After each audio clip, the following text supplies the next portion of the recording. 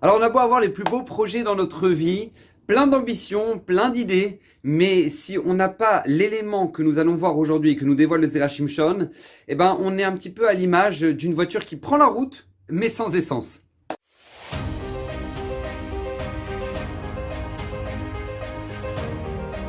Alors Bezrat Hashem, le Zera Shimshon de cette semaine est dédié pour le bon anniversaire de Yitzhak Ben Evelyn Frida Yedid Nafshi. Vraiment, Kadosh Baruch Hu lui donne Arichut Yamim en bonne santé, plein de réussite dans les projets, plein de bracha, Bechol Maasiyadav, et beaucoup de nachat de ses enfants. Et ce Zera Shimshon a été offert par son épouse, Jessica Yael, et que Bezrat Hashem Kadosh Baruch Hu les comble de bonheur, un Shalom Bayit Amiti, et de beaucoup de nachat de leurs enfants, Baruch Shmuel Yosef, ainsi que Shalom Eliaou Raphaël, Aviel Ephraim Chaim et Rivka Frida Batiak. Je beaucoup les combles de bonheur et Bezrat Hashem qu'ils puissent toujours vivre en plénitude autour des merveilleuses valeurs de la Torah. On pense très très fort à eux.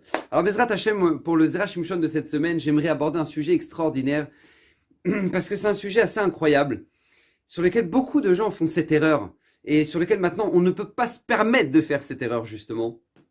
Vous savez, le Zera Shimshon explique une Gemara dans Sanhedrin. La Gemara dans Sanhedrin nous dit comme ça, qu'on n'a pas le droit d'avoir de la pitié pour des gens qui n'ont pas de conscience. Incroyable. La Gemara nous dit on n'a pas le droit d'avoir pitié d'eux. Les gens qui n'ont pas de conscience, on n'a pas le droit d'avoir pitié d'eux. Alors de quoi il s'agit? Le Zera Shimshon ramène le marcha là-bas sur place. Il explique qu'en fait, l'être humain de base a été créé de telle sorte que, au bout d'un moment, il est obligé de se lier à Hachem. Comme j'ai l'habitude de le répéter, le poids de la vie est bien trop lourd pour pouvoir être supporté seul. Et Akadosh Baruch Hu, justement, nous a créé avec cette conscience-là, cet état d'esprit de comprendre que, tu vois, t'as voulu essayer ton projet, t'as voulu te lancer dans un nouveau domaine, ou t'as eu une nouvelle idée, et ça n'a pas abouti. Eh ben, normalement, la logique de l'être humain est d'arriver à la conclusion que, c'est parce qu'en fait, j'ai pas demandé l'aide d'Hachem. Et tout être humain doit réfléchir de cette manière. De se dire, j'ai essayé, et ça n'a pas abouti, parce qu'en fait, j'ai pas demandé l'aide d'Hachem. Et quelqu'un qui n'a pas cette conscience-là, on n'a pas le droit d'avoir pitié de lui.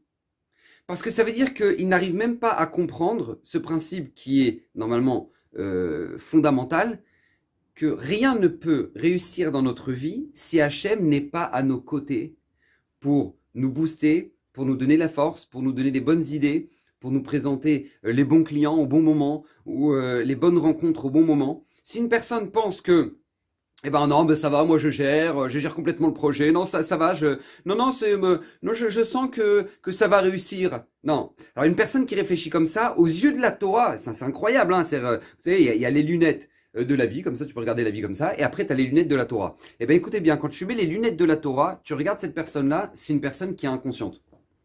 C'est une personne qui est inconsciente parce qu'elle s'est dit mais comment elle peut compter sur elle-même? Mais comment elle peut croire un instant que ça va réussir de par elle-même? Vous savez, il y a une histoire absolument incroyable qui s'est passée avec le Talmid du Baal Shem Tov, Rabbi Fourkes. Lui, Rabbi Fourkes, il était envoyé deux mois par an, pendant Elul et Tishri, il était envoyé dans les pays, je pense que c'était en Italie, pour aller faire du vin et ramener 2 tonneaux de vin pour le Baal Shem Tov qui lui suffisait pour toute l'année. Donc le Baal Shem Tov l'envoyait 2 mois par an. Et donc c'était voilà, c'est récurrent, chaque année il faisait ça. Et puis il y a une année où justement il avait fait les 2 tonneaux, il prend la route pour retourner chez le Baal Shem Tov. Et à l'époque on payait pas de mechès, c'est-à-dire on payait pas d'impôts, de taxes sur le vin, parce qu'en fait personne là-bas à Mejibouj, là où habitait le Baal Shem Tov, personne ne buvait du vin. Les gens buvaient de l'alcool, la vodka, etc. Mais c'était pas l'alcool du pays, les gens n'avaient pas l'habitude de boire du vin, donc c'était pas taxé. Et donc Baruch Hashem, il a pris ces 2 tonneaux, il prend la route, il arrive devant la maison du Baal Shem Tov, il dit à un juif qui connaissait, dis-moi Yankele, regarde, viens 2 secondes, tu peux me garder les 2 tonneaux de vin, 2 secondes, je pars chez le Baal Shem Tov pour le prévenir que j'ai ramené les 2 tonneaux. Donc il dit ouais, pas de problème. Donc Yankele, il est là en train de garder la charrette avec les 2 tonneaux. Et puis là, arrive un policier non juif, d'accord, de l'époque.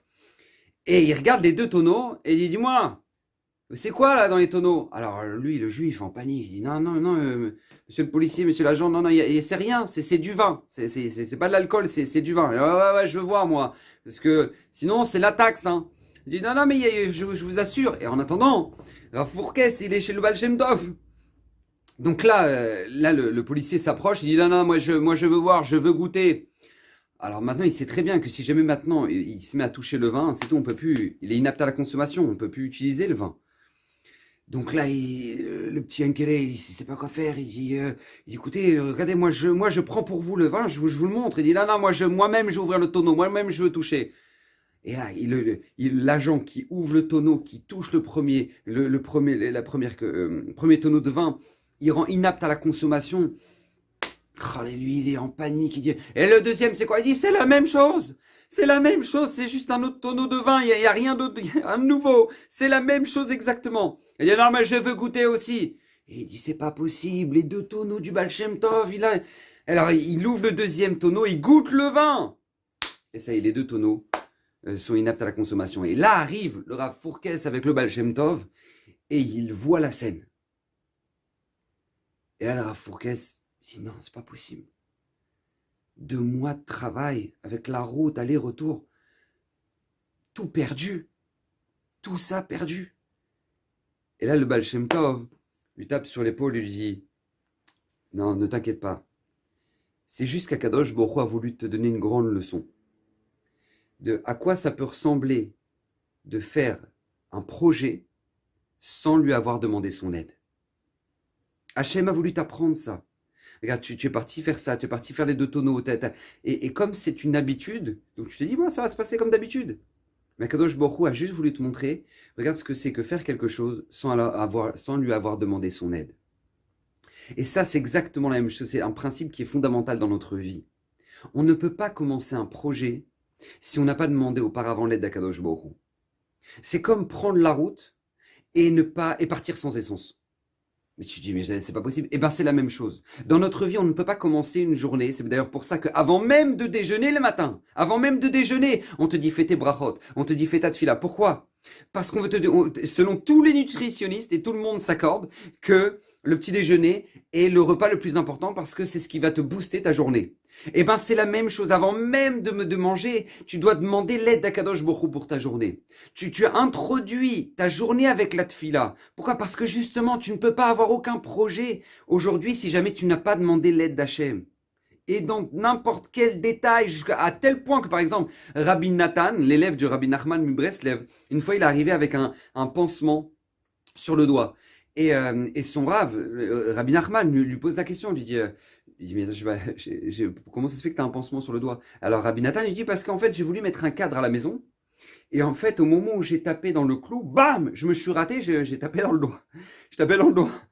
Alors Rabbi Nachman le regarde et lui dit, mais est-ce que tu as demandé l'aide d'Hachem avant de mettre le clou? Est-ce que tu as prié Hachem avant de réussir? Et ça, c'est quelque chose qui est fondamental parce que beaucoup de gens se plaignent dans leur vie que leur projet n'aboutit pas et que ça n'a réussi pas et qu'ils n'ont pas la parnassa qu'ils auraient voulu et qu'ils n'ont pas la réussite scolaire de leurs enfants comme ils l'auraient souhaité, etc., etc. Ils se plaignent d'énormément de choses alors que ces choses-là, elles ont été fixées à Rosh Hashanah pour eux et qu'ils peuvent la recevoir. Mais la seule chose qui manque, c'est quoi? C'est d'avoir fait la tefila avant. C'est d'avoir demandé à Kadosh Baruch Hu d'aider. Vous savez, c'est comme si maintenant une personne, elle veut planter, moi je sais pas, des tomates, elle veut planter des tomates, elle a les graines, elle les plante dans la terre, mais elle arrose pas. Elle dit alors, ça pousse quand? Non mais il faut que tu arroses, il faut que tu mettes de l'eau, sinon les graines, elles vont rien pouvoir faire. Eh bien il faut savoir que c'est exactement la même chose. On peut avoir plein de projets, mais si on n'arrose pas, si on ne demande pas à Kadosh Baruch Hu, s'il te plaît, Hachem, fais-nous fleurir nos projets, fais-nous réussir nos projets. Eh bien écoutez bien, aux yeux de la Gemara, on s'appelle des inconscients. La Gemara dans Sanhedrin, il nous dit même que les autres n'ont pas le droit d'avoir pitié de cette personne-là. Pourquoi? Parce qu'elle a même pas pitié d'elle-même. La base de la réussite du projet, elle ne l'a même pas mis, elle ne l'a même pas injecté. Et combien c'est important et combien nous-mêmes, dans chaque projet qu'on entreprend, dans la journée, dans le mois, dans l'année, peu importe, demander à Kadosh Baruch Hu qu'il nous aide. C'est la clé de la réussite, ça s'appelle la conscience que Akadosh Baruch Hu est présent dans notre vie, Akadosh Baruch Hu est présent au quotidien, dans chaque détail de notre vie, et combien on en a besoin. Donc Bezrat Hashem, Kadosh Baruch Hu nous aide à toujours avoir des beaux projets, à réussir tous nos projets. Et Bezrat Hashem, par le srout du Zera Shimshon, qui lui-même a promis que tout celui qui l'étudiera régulièrement méritera une multitude de bénédictions, alors que Kadosh Baruch Hu fasse résider sur vous toutes les brachot du Zera Shimshon. Et que Bezrat Hashem, voilà une longue vie pour Yitzhak ben Evelyn Frida. Kadosh Baruch Hu, le comble de bonheur pour le jour de son anniversaire, lui, sa femme et tous ses enfants, qu'ils vivent heureux dans la joie, dans la Torah et dans la réussite. Qu'Hashem vous bénisse, bracha v'atzlacha, à la semaine prochaine.